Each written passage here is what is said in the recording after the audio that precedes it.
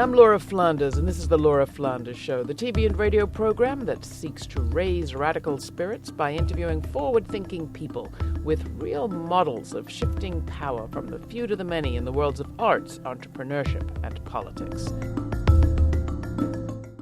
Dreams and Defiance this week on The Laura Flanders Show. We are joined by award-winning playwright and essayist Wallace Shawn, who has a new book of essays he calls his Night Thoughts, meditations and speculative dreams for a better world, from the tales of Genji to libraries and the power of fiction.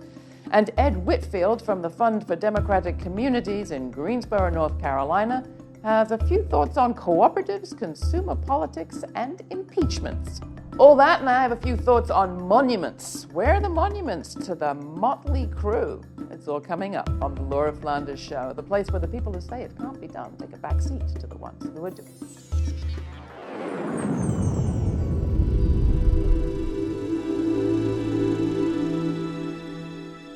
It is my tremendous pleasure to have Wally Shawn back with us here in the studio. Wally is out with a new book, and Wally, not to embarrass you, but I do want to read from the very beginning of the publisher's weekly review, which was a starred review because it really, it sets it up. Shawn, an actor and Obie-winning playwright, reflects on civilization, morality, Beethoven, 11th century Japanese court poetry, and his hopes for a better world, among other topics. 11th century Japanese court poetry, really? Ever since I was in my early 20s, I thought a lot about the world depicted in the tale of Genji, which always seemed like a very agreeable and ideal life, very unlike the one that either people who are poor today or people who are rich today enjoy. The characters had a lot of love affairs and sat around on these lovely pillows and wrote poems basically all day long on very nice colored paper. And I suppose it comes up in my book because that's how human beings could live, conceivably, but they don't. The book basically is everything that I've ever thought summarized. Well, really. It is a very slim volume. Yes.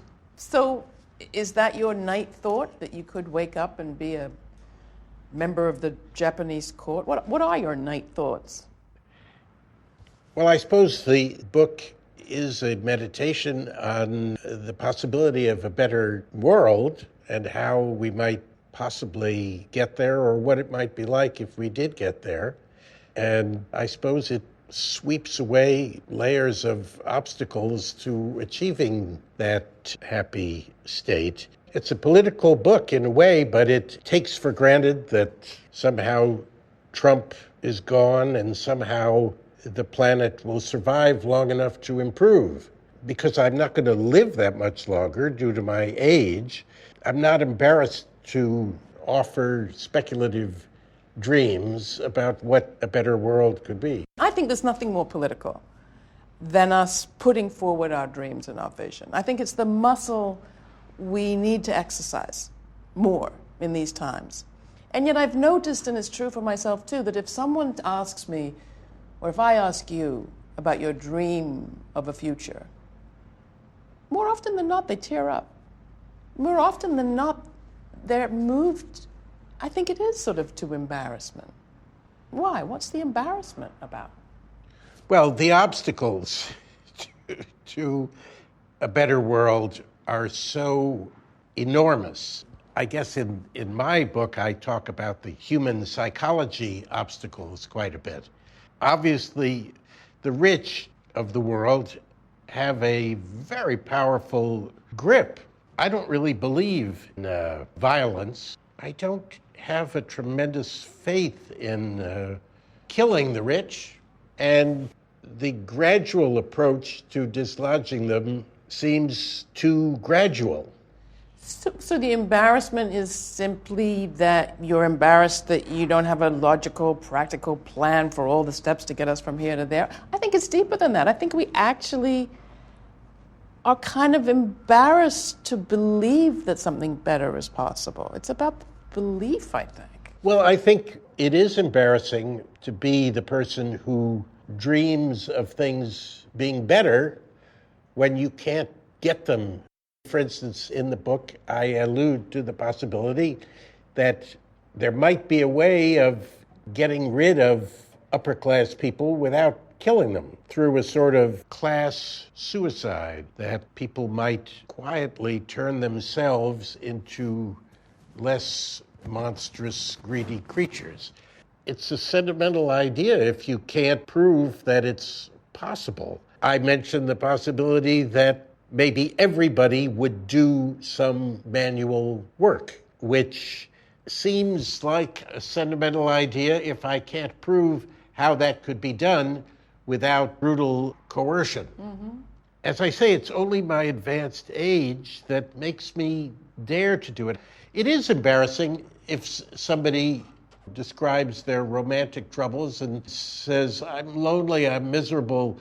The last person I met decided they hated me and I'm miserable. And if you say, hey, it's going to be great, you're going to meet a wonderful new person probably within 11 months.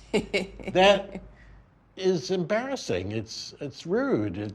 It's because you can't prove it. So how do you square this circle? Is that the phrase? I mean, I think the last time we talked, you were talking about a book of essays that you had come out with. Before that, I think it was your extraordinary monologue, Fever. You have written over and over again that you believe you come from a no-use, good-for-nothing class of affluent people who are mostly crooks and parasites. And yet, you keep coming back to the page, and you keep coming back to the screen, and you keep coming back to the stage.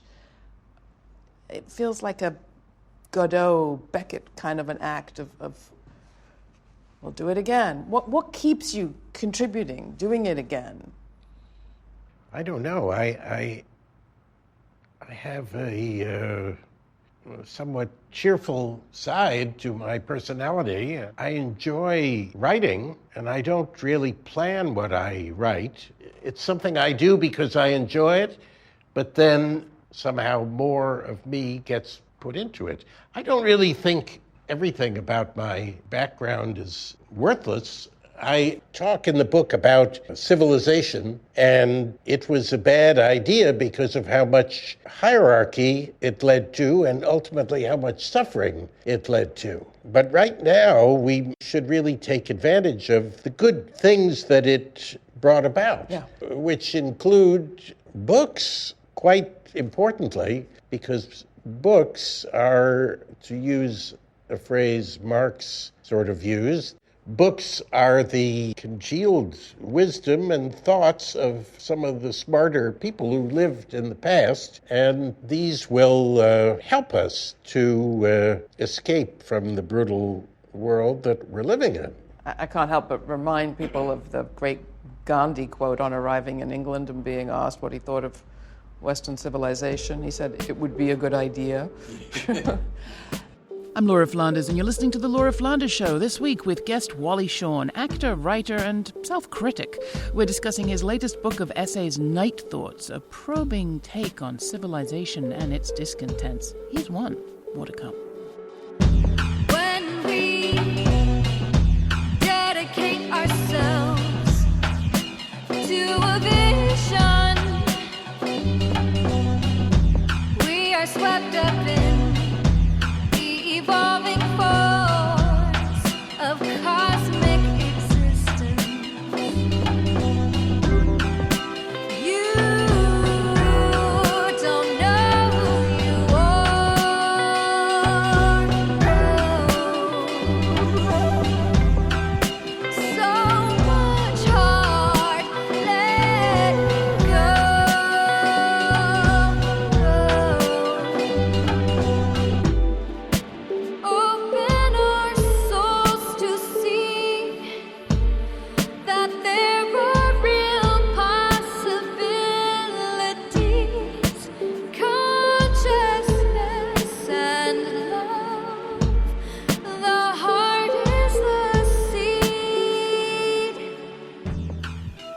That was Heart Seed by DJ Sun, featuring Leah Alvarez and Martin Perna. Want to see Wallace Shawn in the Mercantile Library where we recorded this conversation? You can watch this week's interviews and sign up for our weekly newsletter at lauraflanders.com, where you can also find archives of Wally's previous appearances on our program. Like what we do here? Want to write a review? Write a review there on iTunes or wherever it is you get your podcasts. Coming up, impeachment's not enough, says Ed Whitfield of the Fund for Democratic Communities in Greensboro, North Carolina. He has a few thoughts about what needs building as well as resisting. But first, books tell us about the past, which is the basis for how you should act in the present, says Wallace Shawn. And he's got a hunch civilization just might ultimately be fixed using civilization's own discoveries. Really? We spoke at the Center for Fiction in New York's old Mercantile Library. But to talk about books, we're here surrounded by books and an elevator that is plastered with quotes, including one from Richard Ford, which I think read something like, "If loneliness is the disease, the story is the cure." Talk about this place as you understand it and what it represents as a part of that culture that perhaps we need to remember. Right. Well, fiction is, of course, the most direct way that people have to describe what it feels like to be a human being from the inside. If you take a writer like Tolstoy, he really had a lot of insight into what made people happy or miserable. Well, I mean, it's crucial to your political attitudes to know how people might possibly feel in different circumstances. Tolstoy, another one, being an aristocrat who gave up his wealth, right? Yeah, well, he certainly, at a certain point, turned against his background and speculated about what it would be like to work in the fields. Nobody else, other than fiction writers, quite go at it so directly. And of course, books also tell us about the past, which is the basis for how you think you ought to act in the present. I mean, Trump has a theory about what went on in the past, which is the basis of his system of beliefs. If you think that Iran is unfriendly to the United States because the people there are insane, you will have one point of view.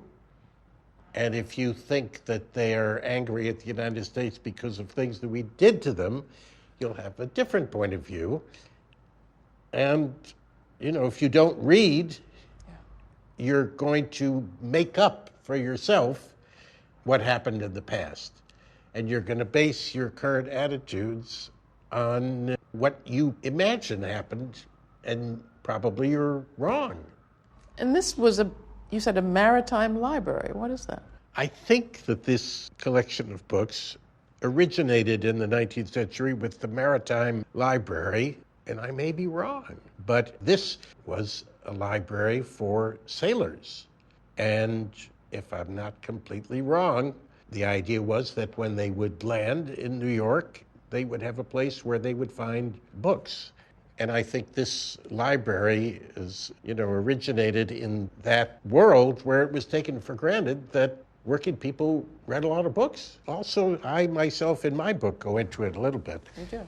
I had one grandmother who was somewhat well educated, and I had another grandmother, my father's mother, just went through the 3rd grade. She wasn't educated, but all the same, she used to go to lectures with the other educated grandmother. So I love talking with you, Wally, and I could do it forever. But I also love coming to see your work. And I, not so long ago, had a chance to see Nighttime in the Talkhouse. Evening at the Talkhouse. Evening at the Talkhouse. This is amazing. When it was here in New York. And I was struck by the quality that it had that reminds me of so much of your work and of you, of kind of fuming, like just slightly subterranean fuming. Fuming could go into giggles and laughs, but it's also a kind of wake up, why aren't we, more of us, more woken up? Talk about that for a minute and where you think we are on the clock of survival. We're drifting into the destruction of the entire planet and our species and every other species, and we're allowing the oppression of the oppressed, and somehow by drifting we're compromising every day and we're collaborating every day. Yes, we get up every day and fume about Trump and how evil he is, whatever, but most of us are just in a trance. We're paralyzed, really. There are people who aren't, but most people really are. And every day that we stay in the trance and don't do anything to fight these horrors, we are collaborating. Well, is that where Night Thoughts come in? I mean, aren't those visions of an alternative, as whimsical, as impractical perhaps as they are, what remind us that we're making a choice to keep collaborating, that we could be doing something else? Well, I mean, I think you have to have a vision of what the future could be, but then you also have to have the courage, including, I'm afraid, physical courage, to take steps in the right direction. I mean, I'm suspicious of those of us who stay out of prison. I think if you are arrested, it's kind of a good clue that you might be on the right track. Those of us who are walking around enjoying life, it's more ambiguous. Are you contributing anything? Probably not. Maybe, you know. I guess I'll see you on the barricades. Wallace Shawn, thank you so much for the work, for coming in. The latest book is Night Thoughts. You can get more information about it at our website. That was actor, writer, and author Wallace Shawn discussing his latest book of essays, Night Thoughts, which is just out from our friends at Haymarket Books. To find more information and get a link to purchase a copy for yourself, go to our website, lauraflanders.com, and be sure to watch this week's episode. I want to take a moment to personally thank all of you who have become a member of this podcast by donating and supporting the Laura Flanders Show. We think about it as forward-thinking media for forward-thinking people. So if you are one of those and you haven't thought forward to making a contribution, please take the time and do so. Keep this podcast and TV program ad-free, music-rich, and in the black. Go to lauraflanders.com. Thanks. And that's where you can watch this week's interviews, sign up for our weekly newsletter, and download the podcast, as well as transcripts of this week's program. Next, Ed Whitfield from the Fund for Democratic Communities in Greensboro, North Carolina. He talks about cooperatives, consumer politics, and conspiring for a commonwealth beyond impeachments. To close out the show, my weekly commentary, the F word on monuments, is coming up. Where are the monuments to the mob?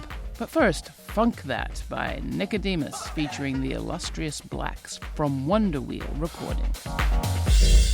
Question: how can someone who is racist, sexist, homophobic, Islamophobic, and an ableist be president of the United States of America? Fuck that! Who voted for him anyway? Fuck that! Fuck that! Fuck that!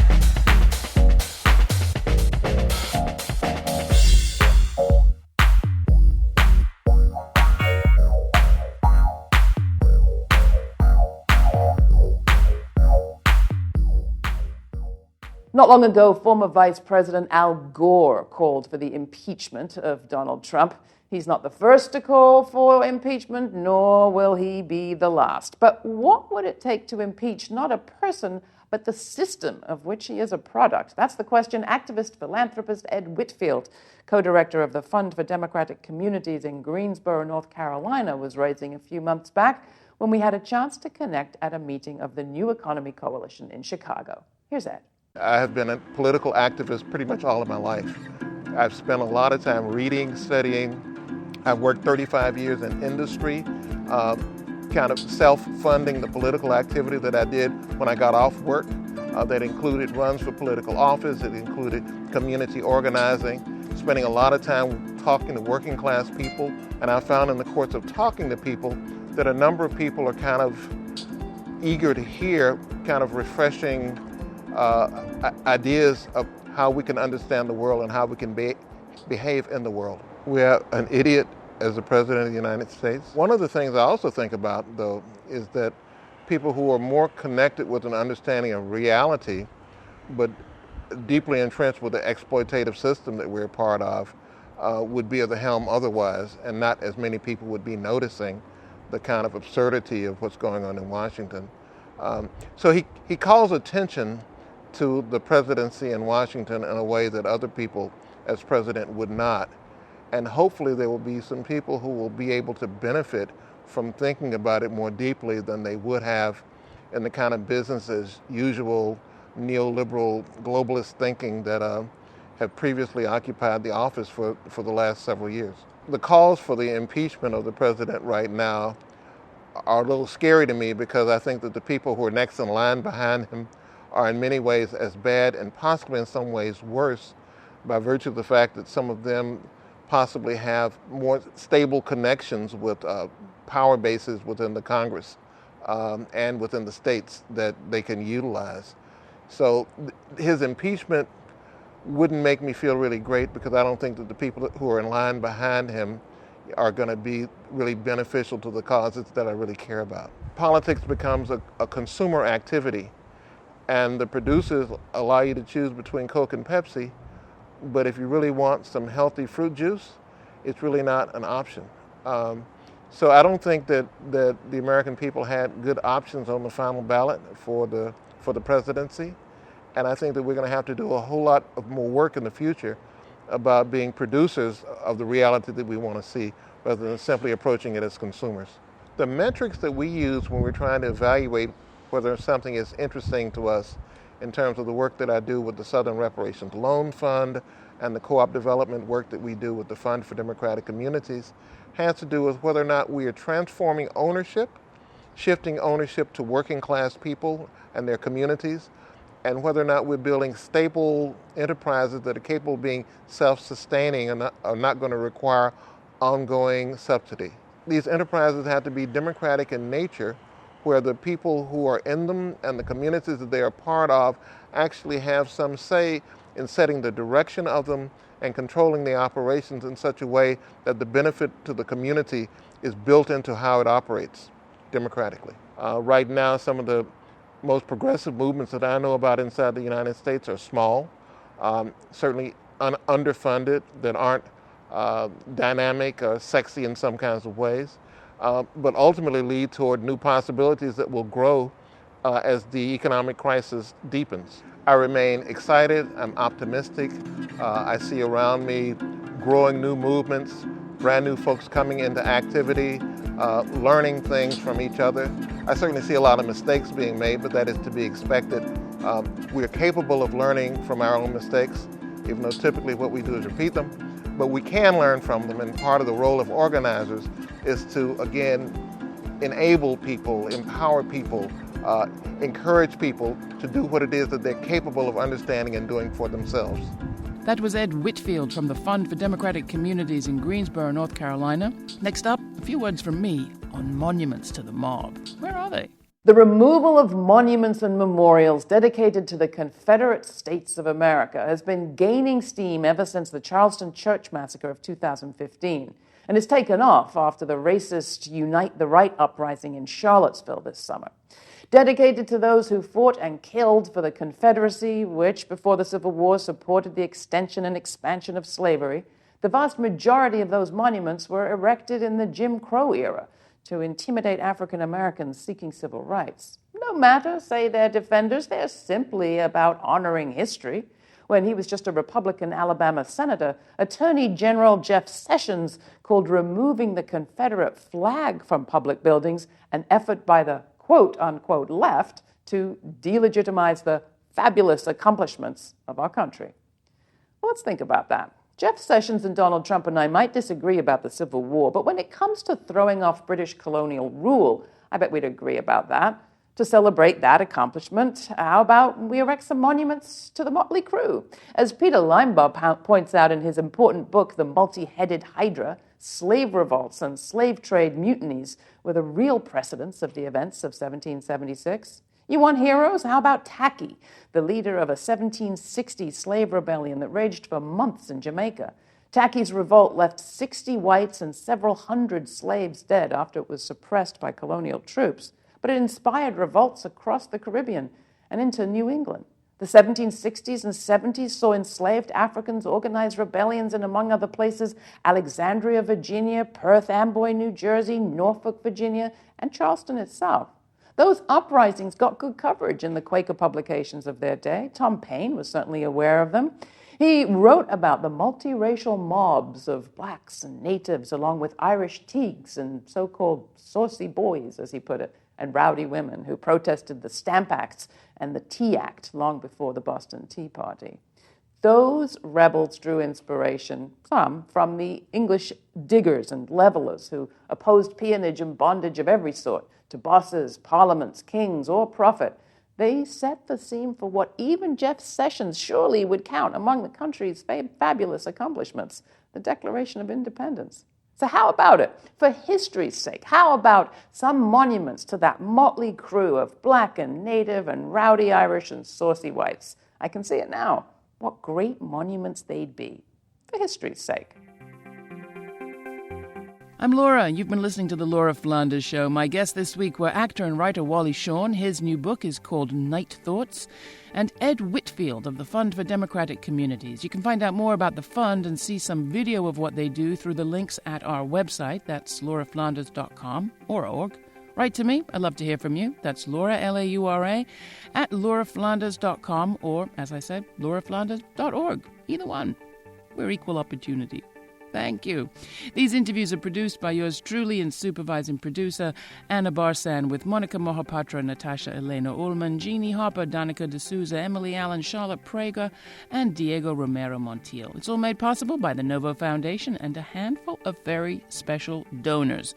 Want to join them? Join our subscriber circle. We need you. Contribute at lauraflanders.com/membership. And thanks. I'll be back next time. Stay kind. Stay curious. I'm Laura Flanders.